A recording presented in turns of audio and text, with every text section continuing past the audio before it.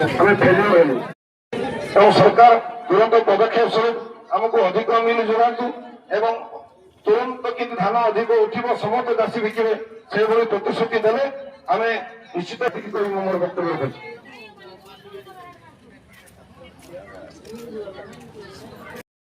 ଜ୍ଞାପନ କରୁଛି ଆପଣମାନେ ଚାଷୀ ମାନଙ୍କ ଆହ୍ୱାନରେ ଉପସ୍ଥିତ ହୋଇ ଯେଉଁ ରାସ୍ତା ଉପରେ ସାମିଲ ହେଇଛନ୍ତି ଉପସ୍ଥିତ ସମସ୍ତଙ୍କୁ ମୁଁ ପୁଣି ମୋ ହୃଦୟରୁ କୃତଜ୍ଞତା ଜ୍ଞାପନ କରୁଛି।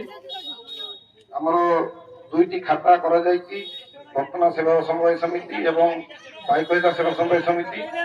ଉଭୟ ସେବା ସମବାୟ ସମିତିର ଚାଷୀମାନେ ଯିଏ ଯାହା ସମବାୟ ସମିତିର ଖାତାରେ ଦସ୍ତଖତ ପ୍ରଦାନ କରନ୍ତୁ। ଉପସ୍ଥିତ ଯେଉଁମାନେ ଅଛନ୍ତି, ମୁଁ ମୋ ତରଫରୁ ଆଜିର ଧାରଣା ସମ୍ବନ୍ଧରେ କିଛି ସମ୍ୟକ ସୂଚନା ଆପଣମାନଙ୍କୁ ପ୍ରଦାନ କରୁଛି।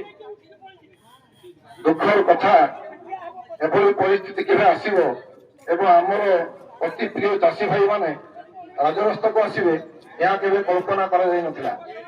ଆଜି ଏଭଳି ପରିସ୍ଥିତି ସୃଷ୍ଟି ହେଲା, ଚାଷୀମାନେ ଧାନ ବସ୍ତା ରଖି ରାଜରାସ୍ତା ଅବରୋଧ କରିବା ପାଇଁ ବାଧ୍ୟ ହୋଇଛନ୍ତି।